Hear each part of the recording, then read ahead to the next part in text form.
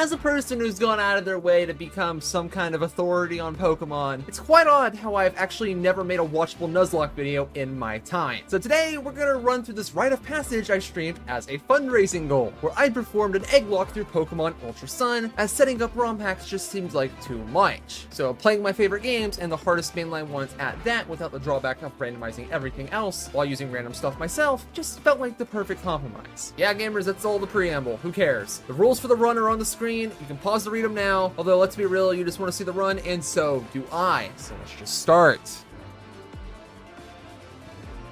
For the run setup, here's what you gotta know. The run basically begins at the trainer school where the PC finally becomes available. So until then, the starter pick of Linton plays up to that point. As for the eggs themselves, I just picked a bunch of mons that I thought would be fun and organized my boxes in a means where I would have self-imposed restrictions of the first 2 boxes with access to the other boxes opening up after each island is cleared for some actual encounter progression, but the random number generator will always at least keep the previous boxes active, so the difficulty can't scale too hard in my favor. Anyways, yeah, the actual run.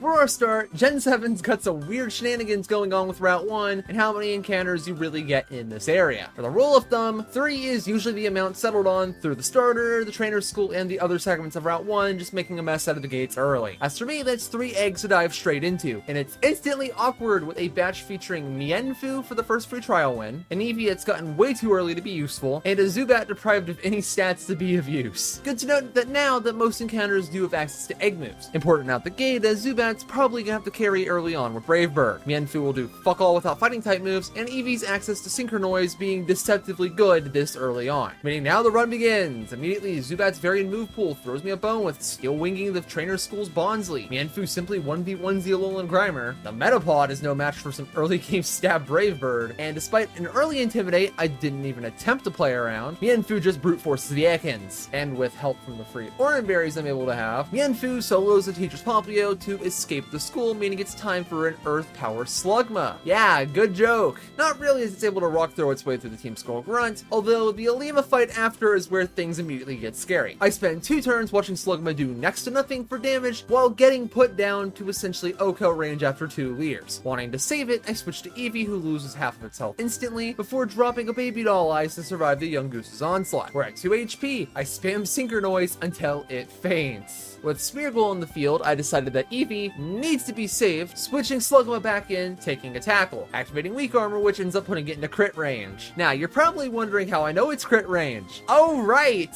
That's why. Zubat comes in to take a tackle, and then misses a range of Brave Bird, nearly taking itself out in the process, forcing Mienfoo to finish the fight. Where Route 2 and the Cemetery end up on the horizon with 2 new encounters. Shell Armor Turtwig, which is nothing short of completely busted, and a Dewpider. He's really cool. I pull off the 6 speedrunning skip before Turtwig makes an absolutely great first impression, down with the Murkrow trainer, and now it's time for the first trial. Eevee solos both Young Gooses and even the regular Gumshoos, and Turtwig repeats the last Team Skull Grunt battle, bringing us to the totem where Mienfoo takes a crit, and I simply click Brick Break 3 times and win on the spot. Why do they even have this TM here, dude? You'd be fine without it. Anyways, we get 4 entire encounters, one of which happens to be an insurance policy for Ultra Necrozma to boot. Up next is the Ultra Recon Squad Furfrou battle, where I just button mash. It doesn't matter. Wow, he spammed Growl then died. Who could have seen that coming? Which leads us to the Howl battle, which was also a pushover. In fact, it's not even worth mentioning. Anyways, now we're at Howla. Well, after I accidentally overleveled my Dewpider courtesy of button mashing. Quilava starts with a Flame Burst before eating a Fat Revenge, where seeing the numbers, I simply go for the KO and miss the frag. Thankfully, the Machop threw it. Regardless, a potion gets the way of my KO, and Quilava is absolutely dead to a revenge. So I sack Pichu to get a free switch. Click Brave Bird, eat Makuhita's Fake Out, and thanks to Inner Focus, click Brave Bird again. With the last mon in, I go for lethal, sending Zubat off into the sunset with yet another Brave Bird, before Quilava gets to finish the battle. Between my squishy box and my unwillingness to box the Dewpider I couldn't use, the Zubat sack was kind of needed to dodge the Crabrawler's Titanium Z boosted move. Regardless, that's all from LMA Island. So with my 10 Carrot Hill trip for the Flanium Z, and the island's last encounter and tutorial hell,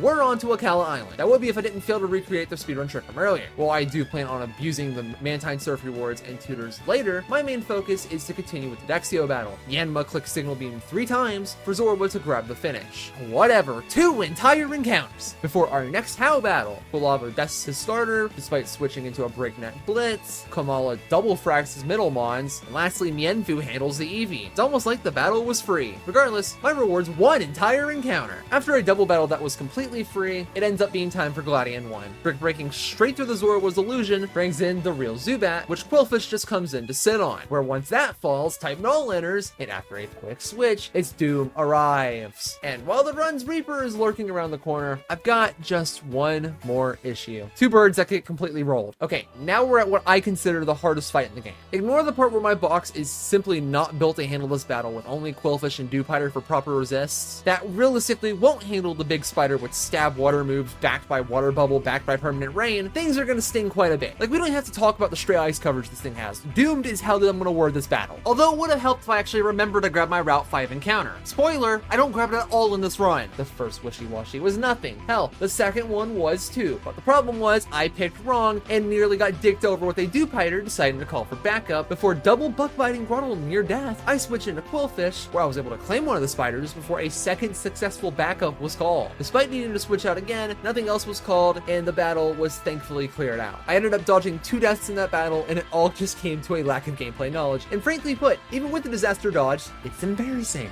Regardless, with this team, where my plan is to lead Quillfish and make a miracle happen, it's time for the big bad and the scariest fight in the entire game. My plan is simple. Intimidate down Araquanid so it can't go for leech life. Turn 1, I switch instantly to Mienfu, and then watch half its health bar drop. With Dewpider now in the field, I can't really fake out in this position, so I switch back to Quillfish, who also takes way too much damage. Where here, if I had a plan, I wouldn't have thrown away my second best mon, as I click Poison Sting for 3 turns in a row, hoping for a poison, seeing it as my only real win con, where I get no damage in the exchange, no poison, and I gotta deal with sticky webs without a mon that can actually resist any attacks. Breaking in Grottle, I aim for a winning position. Eating an Aurora Beam and a Bug Bite, I'm able to get a Reflect. And with the second turn of guaranteed survival, I'm able to actually get up the more important light screen. Now, nearly dead, my plan is to sack Mienfu since it already has damage taken, which thankfully is my most expendable team member at this point. It allows me to stall for one more turn with a fake out that was probably better spent towards Dewpider, and then another turn as a sack to end the Reflect on. So far, everything looks doomed, but I've got a secret weapon in my back pocket that you weren't prepped for. In fact, in retrospect, I probably could have just led with my win con, as Curlia enters the picture, tanks a bubble through the last light screen turn, where my trap card activates. Destiny Bond as the second fastest mon on the field, and after eating another bubble with screens down, oh no, Curlia dies, and so does the actual threat, where Kamala with a Z move gets me out of here with 3 deaths. As I just mentioned, this fight did not need to go as poorly as it did, but hey, it worked out. We got some damn good content out of it.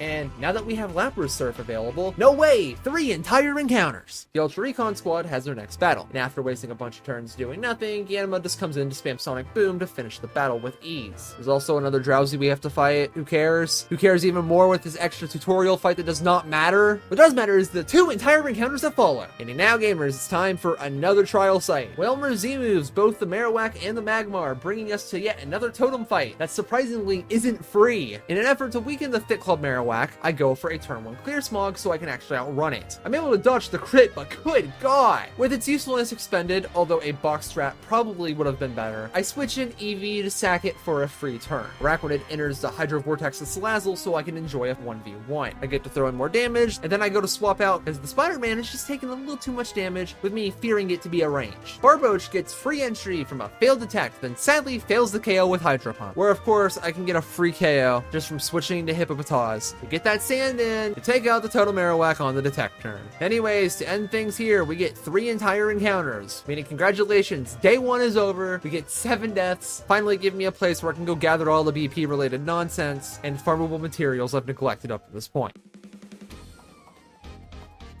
With a new day, items gathered, and more importantly, 1 entire encounter, we're able to body 1 Fomantis, and it's instantly time for Totem Lurantis. Leading with the shiny new Mawile I got, I'm able to get the most excellent turn 1 I could even ask for. The Intimidate is one thing, but the Lurantis getting gutted by a Poison Fang just made the fight free instantly, since it's going to spend way too many turns simply healing. 4 turns of lacking progress later, and the ally Comfey goes down, which enters Kecleon, who's able to get a nasty Screech, which puts me into a position to switch out, fearing a crit. Although with Petang on the field, both foes just kind of sit around and wait for their doom, because steel types are just a little too overtuned at this point in the game. Tank takes out Kecleon, and Lurantis goes down to poison on the same turn. GG, who cares? One entire encounter later, we get a completely free multi-battle. 3 entire encounters later, where we reach the point in the video where it's time to just start skipping past the irrelevant regular trainer battles, because frankly, there's just nothing to speak of here anymore. We have a large box now, it doesn't matter. Although for battles that may as well be skipped over, the first Plumeria fight definitely is one of them. Mawile does 1v1s the Golbat, and then Corsola comes in on the Salandit for a nuclear head smash. One entire encounter later, and it's time for the Olivia battle. Leading Corsola, all it takes is a single bubble beam to put down the entering. With a leap entering, I freely switch into Clink to dispose of the root dude where Lycanroc enters. And after quickly switching to Mawile and shuffling around my skill types trying to bait out the Z move, thanks to it never happening, I get him down to -3 and then just switch in Lantern for the kill. Although one more poison turn probably would have just done the job better. One entire encounter later, and we've got the Howl battle on Ula Ula Island. Leading with Hippopotas, I switch out frame 1 in order to bait the Z move into Semi-Seer with some small chip on top. One Flame Burst fries the Owl, and Vaporeon enters, where I get a pretty free Araquanid switch, where I get to spam Bug Bite until it switches out to Noibat, where after a tight HP exchange, Aurora Beam is able to dispatch him. Now How's terrifying Raichu enters, so after some Berry Juice recovery, I have to make a pretty pivotal call to stay in on the psychic damage range.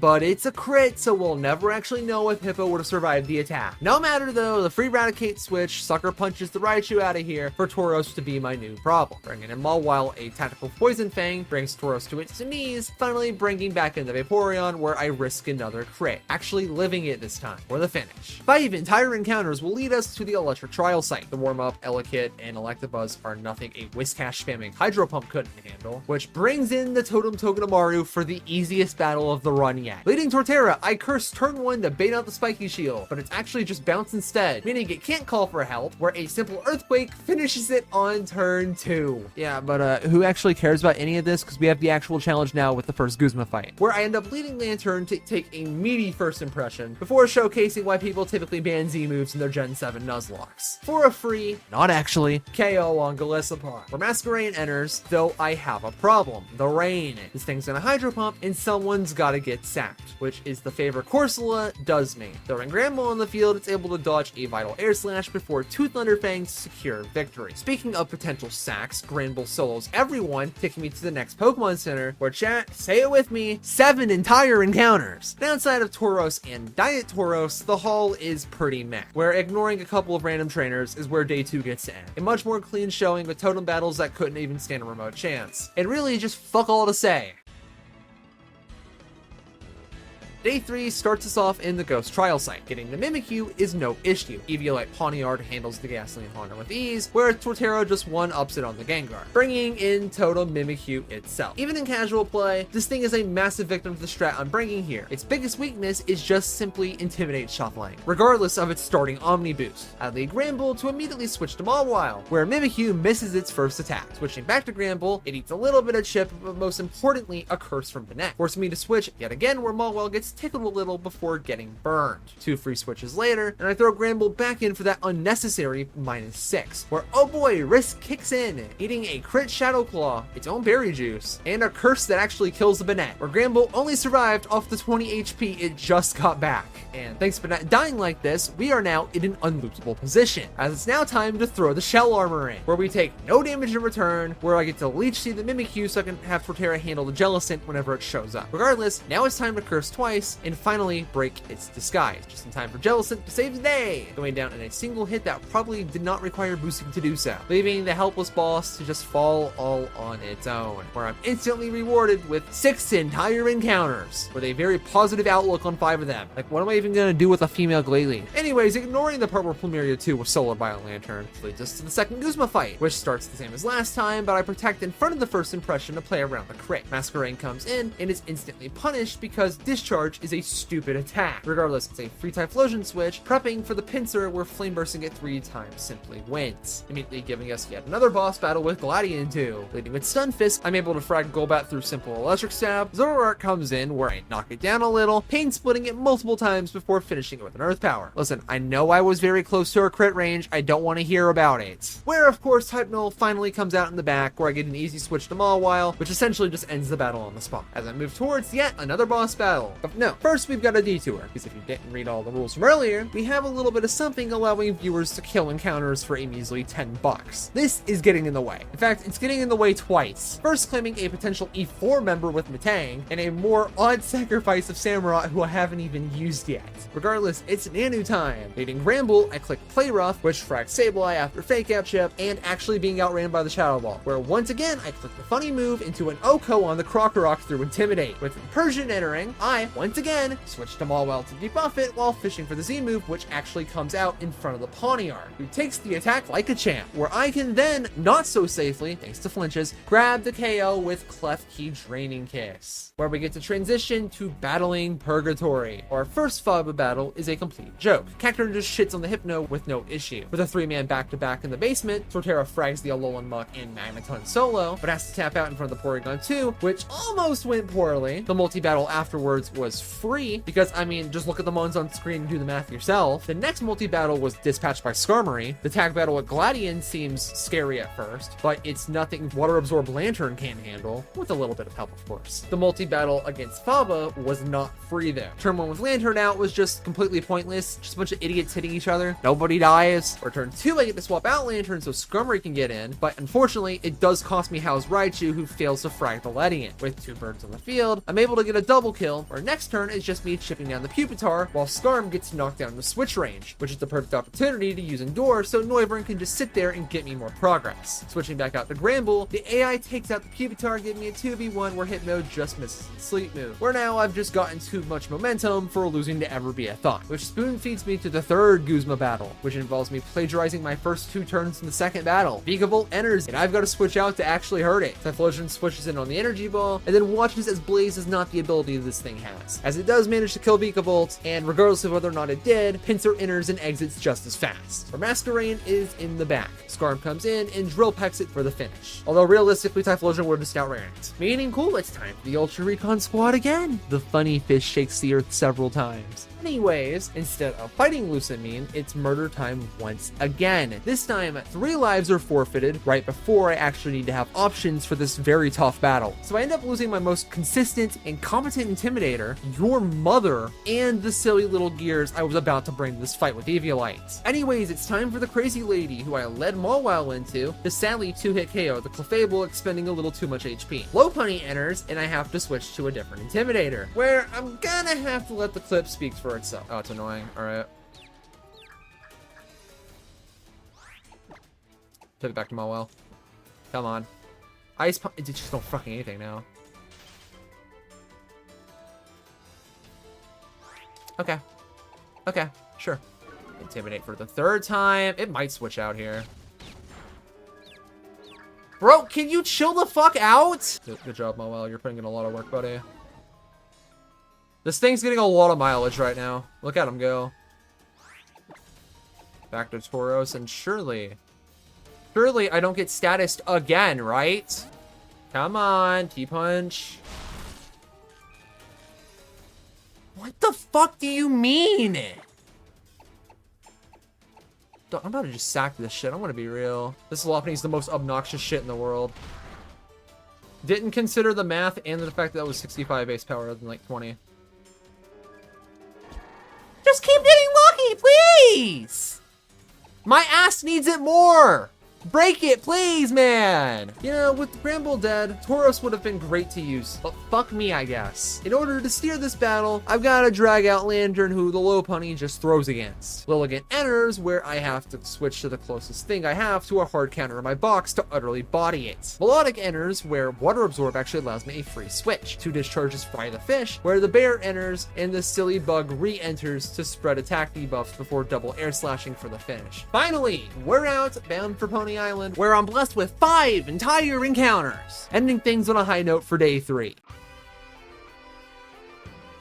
The first bit of content even worth noting on the island takes place right before Vast Pony Canyon, particularly the Team Skull Grunt with 5 mods, where Semi-Seer Nasty Plots turn 1, setting up what could have been a sweep, frags the Fomantis, misses a potential damage range on the Alolan Raticate that retaliates with a double edge that nearly kills the monkey, actually taking itself out in the process, where the Houndour enters, and despite me very obviously outrunning it, I switch to Electros, who nearly dodges death from a foul play crit, where I'm just willing to sack Semi-Seer, who actually ends up living, just ends up putting the dog down. A switch that was never needed because Focus Blast would have just fragged in the first place. Regardless, outside of these two close calls, Skarm will finish the battle. Oh fun, it's them again. Stunfisk one-shots the Poi Pole. Moving on, one entire encounter. As for the regular trainers, you only get close calls because skill issues are funny. I almost lose Skarmory to Veteran Harry immediately after entering the dungeon, surviving by dodging a crit. Punk Girl Anna, Ace Trainer Hiroshi, and Veteran Heather all go well. Veteran Eric, on the other hand, gets a bit close. His Noctowl gets up Tailwind, which made having Noivern frag the Flygon a bit tough, where I do end up switching Noivern in to burn a turn on the Wasted Earthquake, where I'm able to pivot back to Mawile when baiting a Dragon Rush, so I can repeat it again, where Noivern's able to drop a Draco. Slowking comes in, and I Super Fang it since I'm probably going to need damage on it. I'm forced to switch out, bringing in Blastoise, who eats a Psychic and a Stat Drop, where I play very dangerously as my kill condition involves letting it attack again, where I barely survive before the Mirror Coat finishes it. Lastly, a switch to Rotera brings the Gengar to a close, meaning we're at the Dragon Trial site. Skarmory runs over the gatekeepers, bringing me to the big man himself, where I lead off with a level 1 Sableye for funnies. Thanks to Prankster, I get a free opportunity to Pain Split half its health bar away, before a very well-needed sack. No, the Focus Sash wouldn't have helped here thanks to the now called in Scizor with its priority Bullet Punch that would have ended up killing Sableye before it could act. You know, it should have survived through Focus Sash. Regardless, bringing in Typhlosion, I instantly fire the Scizor just to take a bunch of damage where I sit in horror as Noivern comes in, where I have to switch to sack the expendable Arbok, giving me free entry to Masquerain, who takes the Thunder Punch like a champ before dropping a game-warping Blizzard, KOing the Noivern and freezing the Como, winning the battle right there. Meaning, wow, cool, we're at the part of the game that makes casuals shudder. Big man is here. We gotta bully him by missing the damage range on Inferno Overdrive. Oh, why are you so high?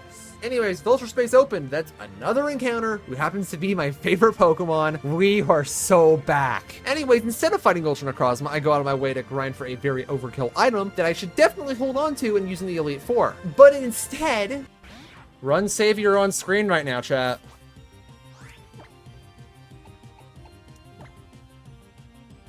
Cody's gonna sit here and win the 1v1. That's the type of shit we're aiming for. Focus Sash going to waste because So, this is not guaranteed. This may be a 100 accuracy move, but we do have Hustle, so this can just fucking miss. Okay, we're good. Easy. Easy. Are you fear stratting this? Yes.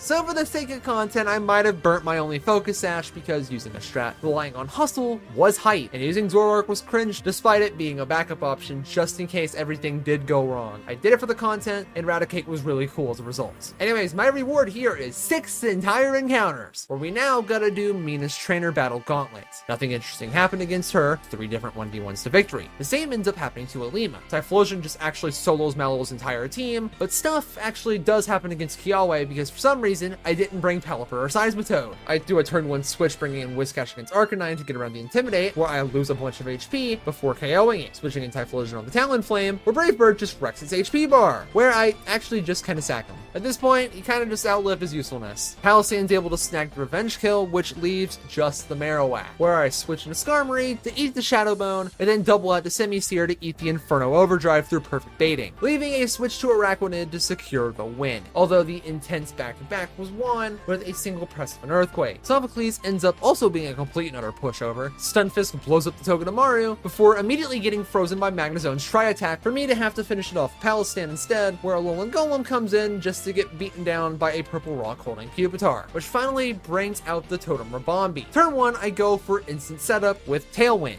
while this sack of shit goes for game with Quiver Dance. Pelly enters and this dickhead boosts once again while I toss a Z-move at him and fail to KO. It clicks its +4 D-Gleam for some surprisingly pitiful damage, all things considered, just for me to snag the kill, where Pelly just starts wasting everyone's time. It ends up completely fucking up Mawile on the switch, where after getting it in, Ferrothorn is able to finish the battle, as it would otherwise wall forever. Anyways, now it's Hapu time, where I finally get to bring in the Rain team. Pelly drowns the Golurk frame 1, both Both it and Araquanid end up eating random Flygon Dragon Breath paralysis before Seismitoad does enter to finish the job, immediately frag Mudsdale, just so Gastrodon can enter the field, kill Fion apparently, and struggle itself to death after wasting 7 minutes of my life just spamming recover. With that victory, it's time for the last battle, blocking off our final encounter with Gladion yet again. My turn 1 lets me down immediately as Weavile fails to OHKO the Crobat. Being slower, I switch out so the Electros can come in to finish the job before being a sacrifice because playing around Zoroark's Z move sounded like hell. Mawile enters to completely body the Zoroark. Gara will enter on the Lucario and simply 1v1 him. Ursavali enters, forcing my hand with a Mawile pivot for a stat drop before switching into my Water Absorber for the finish. Anyways, my final encounter is anticlimactic as hell. As for the Mount Lanakila trainers, we only hit 4 total, and 3 were complete pushovers. Where the final battle was the only one I was worried about since it's a 1v2 double. Leading T-Tar and Blissey, I take a free Protect that Glalie foolishly wastes a turn into, alongside getting a free Vika Volt kill. With Fortress in, I swap Blissey for Skarm before T-Tar eats a Blizzard solo, before throwing a couple of pebbles around and eating a pathetic Gyro Ball crit. Expecting the T-Tar to Earthquake mine, I swap for Torterra, where Skarmory will end up wasting its turn. T-Tar will not actually Earthquake and instead throw rocks in the wrong slot, and Fortress just fucking explodes for some reason. Anyways, I switch T-Tar back in and eat a Stone Edge, dodging death through avoiding a crit for a Tort that snag the KO, bringing in Bisharp where I switch back to Skarmory since obviously it'll target T-Tar. It doesn't, and Tort nearly dies for it. But whatever, Tort gets the frag, and it's finally time to prep for the Elite Four. Across the 40 remaining Mons I have, it's time to cook a thrilling line to conquer the hardest mainline Pokemon games. What I cooked here is Sinister. And no, it doesn't actually involve using a Suicune. But essentially, I'm taking Weavile for its roll compression of stomping both Kahili and Acerola, where the Rancor of Pelipper and Seismitoad will be here to help blast through the sand-supported team Olivia has, alongside my consistency kings that ruin Mimikyu's entire day, with both Mawile and Torterra. Where the last slot is the craziest thing I've ever cooked up in a while, and it's thanks to me not realizing that Torterra and Seismitoad would likely be enough for the Mullane battle. So my plan here is to use Volcarona. Okay, slow down. That's not possible, Chief. Look, if your level cap for the E4 is the same as the E4 trainers Ace Mons, then your Lurfest is not even going to be a high enough level to be evolved in the first place, which would make it dead weight. Yeah, that is if you've already forgotten the rules, hiding our secret weapon. Yes, due to the level capping fiasco, using the EXP share throughout 98% of this game is just a complete and utter liability. Except for here. Give me a game plan that involves me hoping to get enough XP from the other battles prior to have my full team. With Mullane last, Olivia will be third because her team will likely be the hardest, and the first two will hardly matter. So let's just simply lock the fuck in. With Acerola first, we're going for the throat on Banette Frame 1, where everyone immediately hits level 58. Dylemize enters and also falls to a single hit. Palisand enters, and I'm actually deciding to swap out despite likely tanking the Z move, with Palisand wasting a turn. Seismitoad's able to nuke it from orbit, where Frostlass ends up entering, allowing me to switch Weavile back for free. Actually, it's not free because now it's confused. But oh wait, it actually is free since it hits through confusion for the OHKO, before the insta-snap out into OHKOing the Drifblim for the finish. The only place I went wrong on this fight was switching out of the Palisand, since even if it was a 2-hit KO, Weavile really just wasn't afraid of it. Going into Kahili, my sweeper has a White Lens equipped to ensure the Icicle Crash connects for the OHKO into the Braviary. Despite staying in on the Hawlucha being a funny thing to do, I take the safer Peli swap to eat the Flying Press, and the Throat Chop for a Hurricane finish. With Mandibuzz in, a simple pivot to Mawile will sponge Draper like it's nothing. Unfortunately, I get flattered into a tough spot, but like with the last battle, who cares about confusion when you simply hit right through it? 2-hit KOing the Mandibuzz, and even the Toucannon to boot. Finally, bringing in the Oricorio, who pivoting up Free Rein into the Seismitoad Swift Swim finish, washes out the fight, meaning, oh fun, it's time for the hard one with an oncoming Weather War. Leading Pelipper, I swap out Frame 1 for the Toad, where Hydro Pump ends up tearing straight through Armaldo. With Cradily entering, a switch to Mawile will allow for an easy disposal. Due to not being Magnet Pool, the Probopass does allow me to get free entry for Torterra, where Sand sadly enters the picture. Eventually, the Iron Nose goes down. With Lycanroc entering, Olivia makes the mistake of allowing me a free switch to Mawile into the Get Bodied combo, where Larvesta finally hits level 59, leaving us with just the Gigalith in the back and 5 more Sand turns, where Torterra's Leech Seed and frankly great stab moves just end the battle in victory. Mullane starts exactly as you'd expect, with our Wincon as the lead, prepped to devour. Turn 1, Klefki T-Wave goes to waste where I came came prepared with a Lumberry just to fire blast it to the Stone Age. Expecting to outrun the Alolan Dugtrio, I stay in and lose a lot of HP before scorching it off the face of the earth. Although with Magnezone in, I have to play around the starting, meaning goodbye Volk, hello Tort, and free entry. A Seed Bomb plus Earthquake combo will shred the Magnezone, meaning Bisharp gets to come in where it misses a Metal Sound before immediately dying, which leaves just the Metagross. Staying in, I'm able to dodge the Meteor Mash boost before getting off a Leech Seed that allows Mobwell to switch in, where it gets to stall long enough for Sucker Punch to KO. Meaning with our no death E4, it's time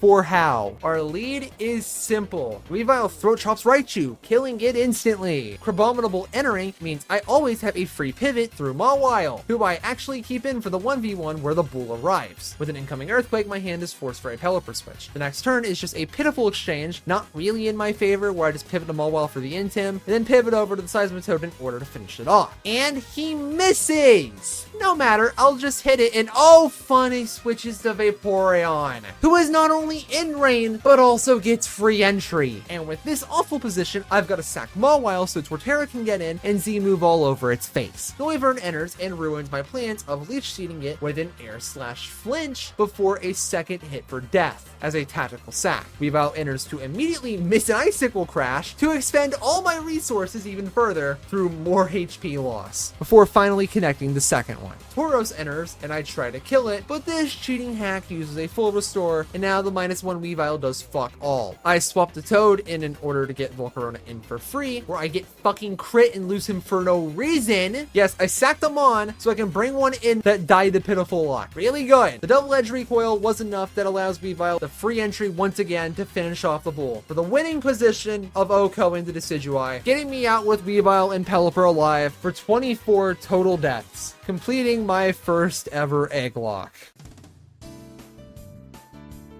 Well, gamers, that just about does it. The tale of me conquering the hardest mainline Pokemon games in a manner that, frankly put, just shits on randomizers because the game's quality actually gets to stay intact. Regardless, for the in-depths on this run, here's what our survivor lineup looks like. Here's all the potential encounters I could have had because the random number generator didn't want me to have them, alongside all of our deaths where among all the Mons, I somehow lost an egg in the PC. Don't know how that one happened. And if you really want to see everything in their entirety for some reason, the channel's got the entire run in the VOD archive link on the end card with all 4 parts present, although you're not really missing anything. Thank you for watching, and until next time, I'm blessing you with the luck to dodge confusion self-hit on the Elite Four because you're better and it won't be a problem. I promise.